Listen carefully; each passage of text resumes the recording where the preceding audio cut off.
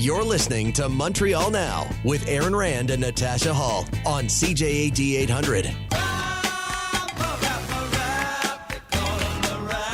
So that is James Mennie. He is over at the Montreal Gazette. Jim, we spoke to the mayor about that whole 311 issue. You obviously heard the Cote St. Luc message, which we all think was pretty hilarious. I recorded one for the pretend city of Beaconsfield. I don't know if you heard that one. Do you happen to hear that one? No, Okay. not yet. But all listen, right. Yeah. no, as I was just telling Emily, our mutual producer, this is, you can't. How do you parody? Fair enough. True. Well, it's so true. To that point, Jim, Brian, if you have it handy, so so the one with Cote St. Luc, let's play that one first for folks who've not yet heard this one. So the 3111 from Montreal, pretty straightforward. It comes on in French, and then it says if you want service in English, you can press 2, but it tells you who, of course, will be legally allowed to get service in English. So this is what Cote St. Luc did. Ville de Côte Saint-Luc. Pour continuer en français, appuyez sur 1. If you'd like service in English, press 2. Oh, and by the way, you don't need to show us your grade 3 report card. Or your family tree going back 10 generations. And you don't have to pinky promise anything. This is the city of Cote St. Luc. And that's how we roll. So that's what they recorded. That's real, by the way. And then I put this one together for the city of Beaconsfield, Brian. Ville de Beaconsfield. Pour continuer en français, appuyez sur 1. If you'd like service in English, press 2. Please keep in mind, according to the new provisions in Bill 96, we need to advise you that these services are only available to those people, for the time being, who are A, left-handed, B, have not received a parking ticket in the past 12 months, and C, believe that provincial MNAs do deserve an immediate and retroactive pay raise. Additionally, you may qualify for services in English if someone you know went to school in Quebec in English, dated an English girl or boy, and are familiar with the location of the Orange Julep. If you have a francophone-sounding last name but still want services in English, please hang up now and call the city of Cote St. Luc. They'll be happy to accommodate you. Thank you for calling. That's what we've arrived at, Jim. So there you go. Well, you know what? The only thing that's missing is this call may be monitored just to annoy you further. Ah, that's good. Okay. Look, where do we go with this? I mean, it's embarrassing. Everyone's basically weighed in the same way. I'm not sure what reaction on the French side has been. I know Natasha mentioned La Presse kind of tearing it apart a little. What about what else that you have seen? Because I had a couple of texters saying from what they've heard on some French media, people are upset there's even an option for English. Well, the usual suspects will engage in the usual howling. No, I saw the piece in La Presse, which essentially, far more soberly, is pointing out the absurdity of this. And in the end, this is one of those juicy little stories. It doesn't matter what the Bloc Québécois has to say. It doesn't matter what the usual coterie of columnists have to say. You touched on this slightly yesterday, Aaron. New York Times, they'll be up here if they haven't already started, and the rest of the world just looks at this and they just roll their eyes again. And the only thing Quebec is synonymous with is really stupid legislation. And for those people who say, "Oh yeah, well, how come tourists are coming here all the time?" It's because the unofficial motto of Quebec and certainly of Montreal is Montreal, where your dollar buys you $1.40.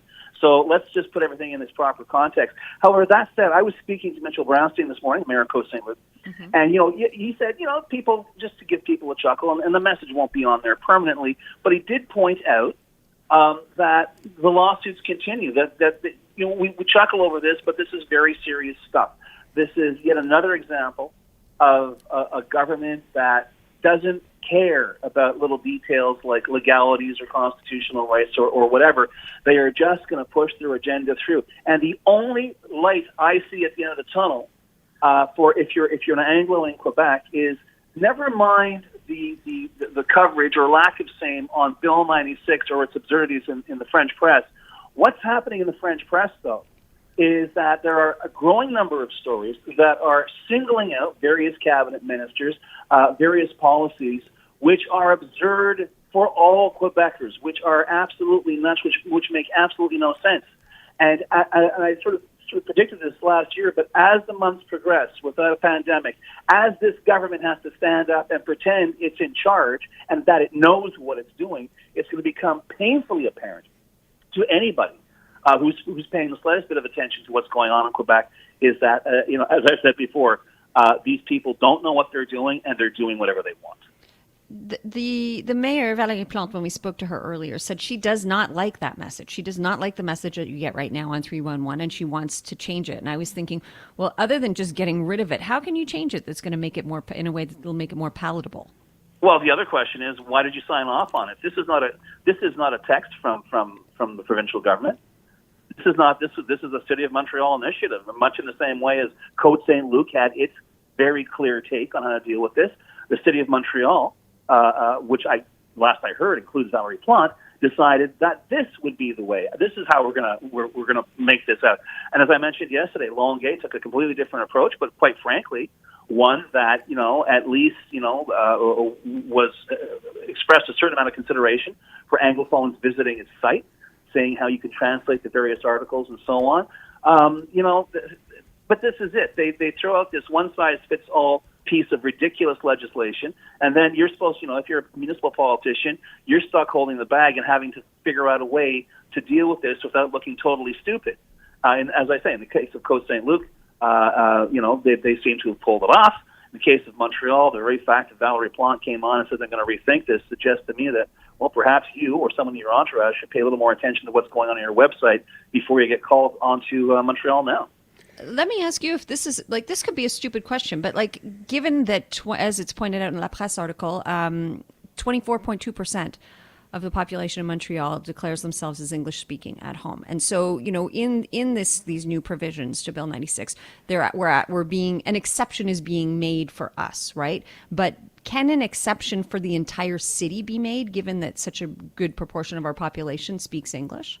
Well, it could be, but it won't be. I mean, the province of Quebec can do whatever it wants to any municipality legislatively in the province. It can do.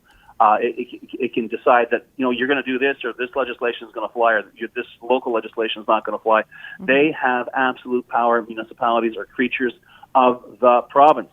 But once again, we've got the Quebec government with all these headlines coming out about Bill 96 in the space of 24 hours. And here's Jean-François Auberge basically saying,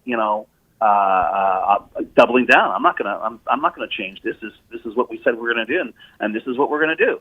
And the tacit part of that being, if we look stupid, well, it's too bad, because this is what we said we were gonna do. So I mean, but this is the entire legislative theme for this government. And it's not just Bill 96, guys. There's a little something called Bill 23, which normally we wouldn't discuss that much. It's basically a reform launched by Simon Jolin Barrette, our justice minister, to ostensibly it was to determine how many Quebec court judges there would be in the province, because the existing number were completely overworked. And so the idea was to negotiate with the Chief Justice of Quebec Court, Lucien Rondeau, and they ended up getting an additional 14. But much to Judge Rondeau's surprise, the bill now contains a little extra something that nobody had mentioned, which is the provincial government wants to take over voting the budget for the Judicial Council of Quebec, which is essentially the how can I put it, the administrative arm of Quebec Court. Now, the problem here is the government is saying, you're spending too much money. So what we want to do is we want to have the National Assembly, we want to have elected officials determine how much the administration of justice in Quebec actually receives, which, first of all, is a very, very dangerous breach between legislative and the judicial arms of government, but even more importantly, comes about because the Quebec Court had the audacity, the Judicial Council had the audacity to launch a lawsuit against, you guessed it, Bill 96, which in some cases directly affects how someone can get a trial in Quebec. It also, Bill 26 also calls for the government to determine whether or not a judge should be bilingual, even though that should be the reasoning of the Chief Justice. Mm-hmm. But anyway, there were hearings yesterday afternoon and evening. People were brought in to talk about the law. Guess who wasn't invited? Who? English judges? Oh. No. So it's imagine if they were adopting the Montreal Now Act, and you receive the letter saying, Monsieur Anne, Madame Natasha, we don't need to hear your input. If you want, send us a brief. And this is exactly what they did with Rondeau. Oh, God. This is basically the Legault government trying to gag the judiciary in this province because it doesn't like the fact it's challenging another of its cocktail napkin laws. Wow. That's exactly what's going on. So, yes, there's a great deal to be concerned about in Bill 96. But while we're looking at that, don't forget what else is going on with this government. Because this stuff, honestly, I don't like, you guys know me, I don't like to go over the top when it comes to comparing this government to other regimes. But I'll tell you right now, this is Banana Republic 101. This is a government saying we will determine how much money you get to administer justice. There's something very wrong with that picture.